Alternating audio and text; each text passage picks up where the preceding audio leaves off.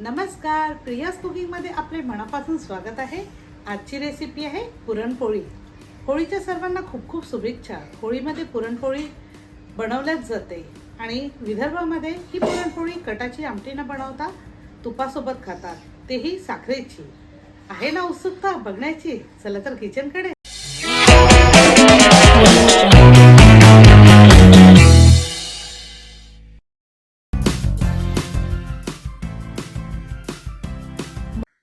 Priya's कुकिंगला subscribe करा आणि बाजूची बेल आयकॉन क्लिक करा, त्यामुळे येणाऱ्या व्हिडिओची नोटिफिकेशन तुम्हाला मिळेल। मऊ लुसलुसीत अशी पुरणपोळी आपली तयार झालेली आहे। यावर अशी तुपाची धार असायची आणि तुपासोबतच ही पुरणपोळी सर्व केल्या जायची। चला तर रेसिपीला सुरुवात करूया। विदर्भ पद्धतीने पुरणपोळी बनवण्याकरता मी 1 वाटी चणा डाळ घेतलेली आहे। त्यानंतर इथे 2 चमच मी तांदूळ घेतलेले आहे। तांदूळ टाकणं अगदी ऑप्शनल आहे, पण पुरणपोळी छान लागते चवीला, त्यामुळे मी तांदूळ घालते आहे। डाळ आणि तांदूळ आपण स्वच्छ धुवून घेणार आहोत। कुकर मध्ये घालून घेते, तर तांदूळ सुद्धा हे स्वच्छ धुवून घेऊया। डाळ आणि तांदूळ स्वच्छ धुवून घेतलेले आहे। अगदी बेताने पाणी घालायचं आहे, कारण इतर पुरणपोळी करतो तेव्हा आपण पाणी काढून घेतो डाळ शिजल्यानंतर, पण आपल्याला याचं पाणी काढायचं नाहीये। अर्धा ग्लास मी इथे पाणी घालून घेतलेलं आहे। याच पाण्यामध्ये आपल्याला डाळ शिजवून घ्यायची आहे। चिमूटभर मी हळद घालते आहे, ही सुद्धा ऑप्शनल आहे, पण कलर छान येतो हळदीमुळे। कुकरच्या 4 शिट्ट्या करून घेऊया, त्यामुळे डाळ मऊसूत शिजेल। 5 ते 6 शिट्ट्या झाल्यानंतर कुकर थंड सुद्धा झालेला आहे।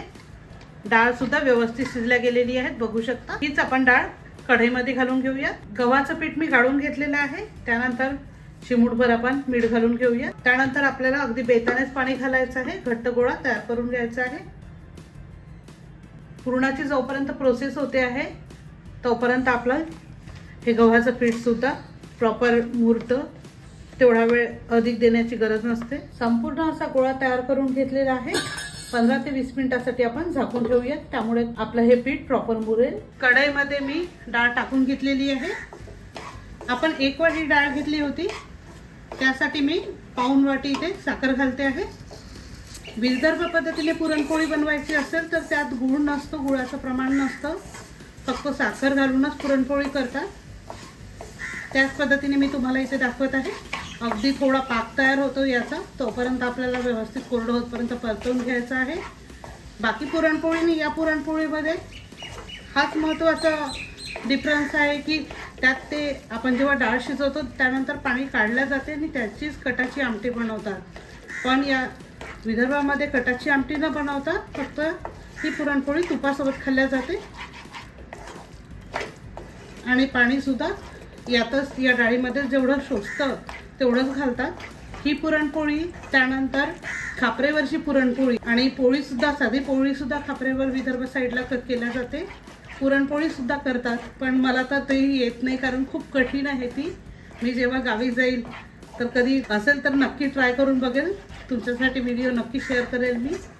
खापरेवरची पुरणपोळी, जसे उकडीचे मोदक कठीण आहेत करायसाठी, ती एक कला आहे, तसेच ही पुरणपोळी करायला सुद्धा थोडी कला लागते। व्यवस्थित घट्ट होईस्तोवर आपण मिश्रण परतत राहूया। डाळीमध्ये साखर प्रॉपर व्यवस्थित एकत्रित मिक्स झालेली आहे। या स्टेजला आपण गॅस बंद करून घेऊया आणि याचं पुरण तयार करून घेऊया। मी इथे खाली एक भांडं घेतलेलं आहे, त्यानंतर असं पुरण गाळायची एक गाळणी मिळते, त्यात मी घालून घेतलेलं आहे आणि ग्लासाच्या मदतीने अशा प्रकारे आपण पुरण तयार करून घेऊया। पुरण यंत्र असेल तर पुरण यंत्राचा वापर केला तरी चालतो, किंवा मग नसेलच काही तर मिक्सरवर सुद्धा हे निघतं, पण गरम असतानाच ही प्रोसेस करायची आहे। बघू शकता पुरण थोडं थोडं खाली पडते आहे। गरम असतानाच मी पूर्ण पुरण करून घेतलेलं आहे। अगदी अशा पद्धतीने केलं हे पुरण तयार झालेलं आहे। पीठ सुद्धा आपलं मुरलेलं असेल, बघून घेऊया। पीठ सुद्धा प्रॉपर मुरल्या गेलेलं आहे। थोडा आपण तेलाचा हात लावून परत एकदा व्यवस्थित चोळून घेऊया पिठाला। पुरणामध्ये वेलची पावडर घालून घेऊया आणि एकत्रित मिक्स करून घेऊया। आधी घातलं तर छान असतं, पण त्याचा सुगंध निघून जातो वेलचीचा, त्यामुळे मी आता घालते आहे। अशा प्रकारे मिक्स करून घेतलेला आहे। याचा आपला प्रॉपर गोळा तयार होईल, बघू शकता।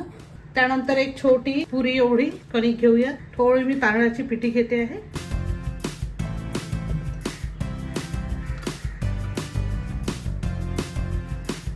अशा प्रकारे हाताने किंवा मग आपण लाटण्याने लाटू शकतो अशा प्रकारे.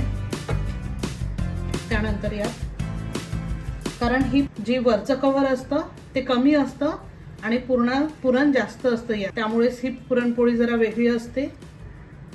मी एवढा पुरणाचा गोळा घेतला आहे आणि अगदी पुरीला जेवढी आपण कणिक घेतो तेवढीच अशी पुरी लाटून घेतलेली आहे. यात आपण हा पुरणाचा गोळा ठेवून घेऊया.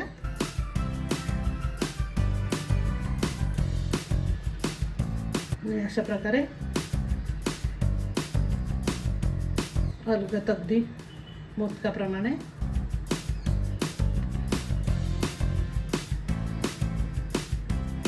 अशा पद्धतीने करून घ्यायचं आहे.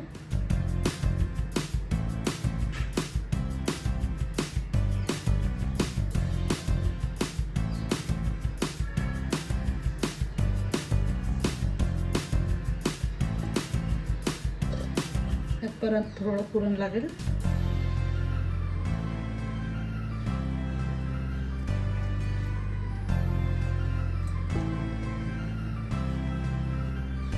ही पहिले मला सुद्धा जमत नव्हती.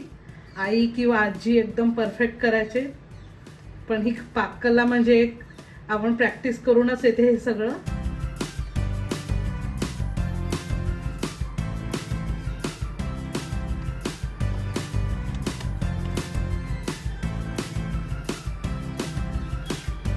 अगदी अलगद हाताने आपण ती लाटून घेऊया.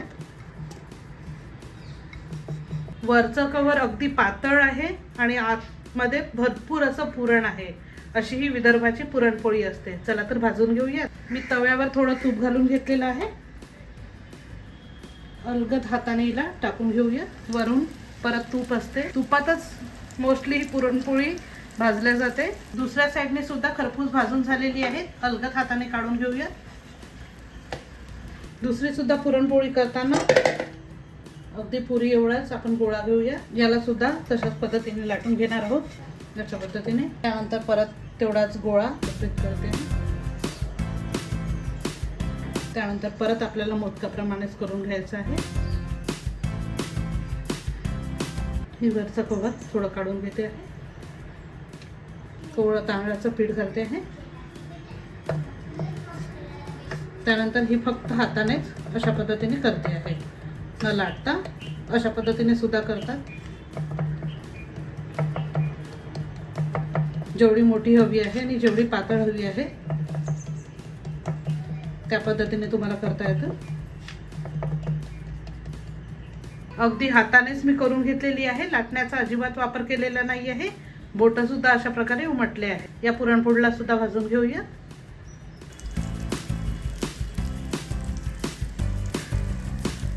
हिला सुद्धा अशाच पद्धतीने टर्न करून घेऊया. मस्त. दुसऱ्या साईडला सुद्धा अशा प्रकारे तूप लावून घेऊया. आमच्याकडे तर अशा पद्धतीने तव्यावर करत होते आणि लगेच आम्ही जेवायला बसलो की गरम गरम पुरणपोळी वाढल्या जात होती. अगदी भरभरून पुरणपोळी खाण्यात येत होती तेव्हा.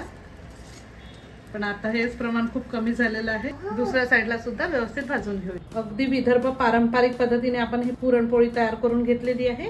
ही पुरणपोळी खूप अशी ड्राय सुकी होत नाही, थोडी ओलसर असते आणि ही तुपासोबत खातात आणि चवीला सुद्धा वेगळी वाटते. त्यामुळे ही पुरणपोळी नक्की ट्राय करून बघ आणि कशी झाली ती कमेंट बॉक्समध्ये सांगायला विसरू नका. परत नवीन रेसिपी सोबत भेटूया. धन्यवाद.